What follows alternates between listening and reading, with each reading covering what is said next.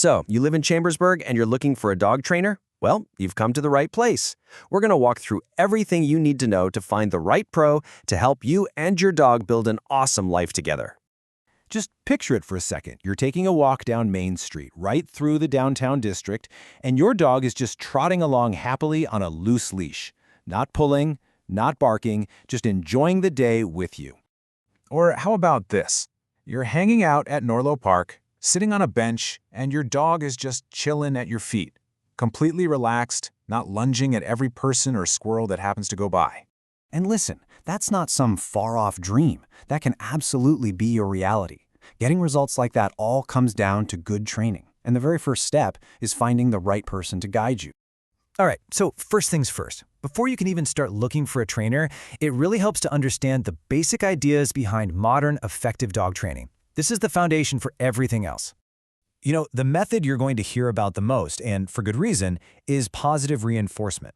It's actually pretty simple. When your dog does something you like, you reward them for it. This makes them want to do it again. It's all about teaching them what to do instead of just punishing what you don't like. It works, and it builds an incredible bond of trust.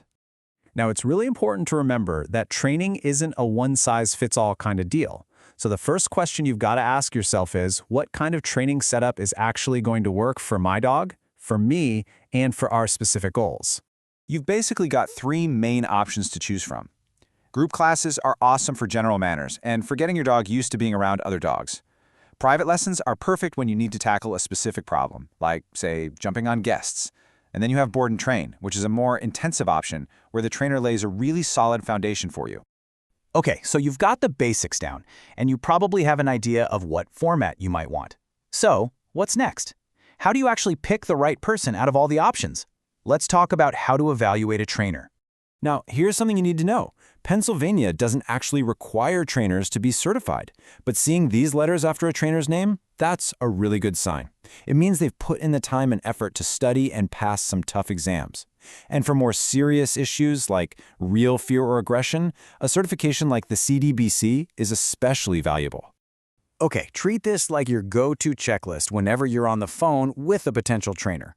Pay close attention to step 1. Their answer should sound a whole lot like that positive reinforcement idea we just talked about. You're looking for someone who can clearly explain their plan for you and who has a system for keeping you in the loop on your dog's progress. All right, let's get into something that's on everyone's mind, the cost. Knowing what to expect financially from the get-go helps you plan properly and make a choice that you can stick with. So here's a general breakdown of what you can expect to pay right here in the Chambersburg area. As you can see, a 6-week group class is usually the most affordable way to get started. On the other end, a board and train program is a much bigger investment, but that reflects the round-the-clock intensive work the trainer is doing. And that $80 to $120 range for a single private lesson, that's a really useful number to keep in your head. It kind of gives you a baseline for what 1 hour of a qualified professional's focused one-on-one time costs. Okay, so you've picked a trainer, and you're starting to work on things. Now let's connect all that training back to what it's actually like to live with your dog, right here in our community in Chambersburg. These are the big 3, the rules every single dog owner here has to follow. The local leash law is exactly why practicing that loose leash walking is so critical. And to get your dog licensed with Franklin County, which is required, you'll need to show proof of their rabies shot, which is mandated by the state. They're simple rules, but they keep our dogs and our neighbors safe. Okay, so you know the rules, you're learning the skills. Now for the fun part. Where do you actually go to put it all into practice? These spots are fantastic for different reasons. The dog park in Norlo Park is a safe, fenced-in space, which is perfect for working on recall. Any of the borough parks are great for just practicing your daily walking skills. And when you feel like your dog is ready for a bigger challenge, the trails out at Caledonia State Park are amazing for working on their focus with all sorts of new smells and sounds. And really, when you boil it all down, this is the whole point, right? Finding that right trainer isn't just about teaching your dog to sit. It's about building a better, calmer, more enjoyable life for both of you. It's an investment that pays you back over and over again.